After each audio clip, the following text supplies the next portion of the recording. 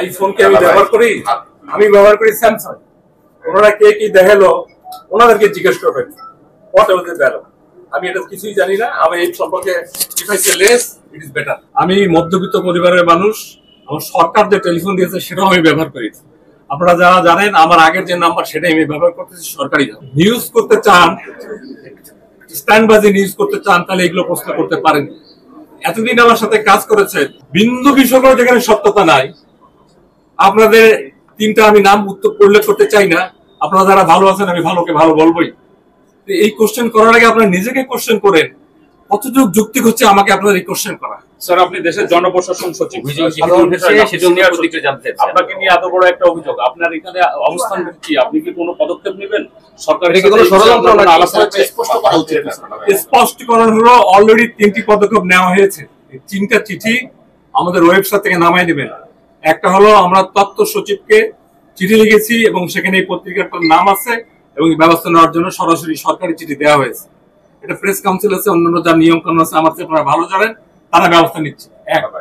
2 নম্বর হলো যাকে কেন্দ্র করে এই ভুয়া লোক, তাকে তার বিরুদ্ধে আইনানুগ ব্যবস্থা নেওয়ার জন্য স্বরাষ্ট্র সচিবকে লেখা হয়েছে, যাতে তারা মেবি 1-2 দিনের মধ্যে যখন আমরা নিউজ করতে পারবেন হি উইল বি অ্যারেস্টেড এবং রিমান্ডে তার চলে যাবে। 3 নম্বর হলো যে ব্যাংকারের অনভিজ্ঞত অথবা ভুলের কারণে ব্যাংক অ্যাকাউন্টটা খোলা হয়েছিল, বাংলাদেশ ব্যাংকের গভর্নরকে চিঠি দেওয়া হয়েছে। এই ব্যাপারে শুধু ওনার ব্যবস্থাই হবে না, অন্যান্য ব্যাংকও যাতে এরকম আর কোনো সমস্যা না হয় সেই পদক্ষেপ নেওয়া।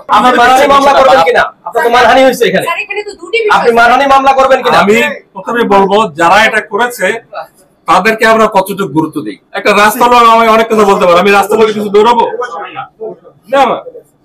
আমরা সরকারের পজিশন থেকে জনগণের সাথে কাজ করি, যেভাবে আছে সেভাবেই কাজ করবো, যতদিন করবো আল্লাহ হায়াতে রেখেছে আমার নিয়ম করার মোতাবেক। স্যার, একটা বিষয় কি জানি যে আপনি স্যার যেটা বলেন 3টা পদক্ষেপ, সেটা তো আজকের ঘটনা। আজকের ঘটনার প্রেক্ষিতে না, আপনি এর আগে চেক পাওয়ার প্রেক্ষিতে 3টা সিদ্ধান্তের কথা জানিয়েছিলেন। সেই ঘটনাটাই আপনি বলেন। আজকে আপনাকে জড়িয়ে আরো একটি রিপোর্ট হয়েছে, এই প্রেক্ষাপটে একটি কমিটির দরকার আছে কিনা। যদি জয়েন্ট সেক্রেটারি, এডিশনাল সেক্রেটারির বিরুদ্ধে রিপোর্ট হয়, আপনি সচিব হিসেবে সেটা কমিটি করতে পারেন। যখন সচিবের বিরুদ্ধে হয়, সুপারভাইশন করবে সরকার।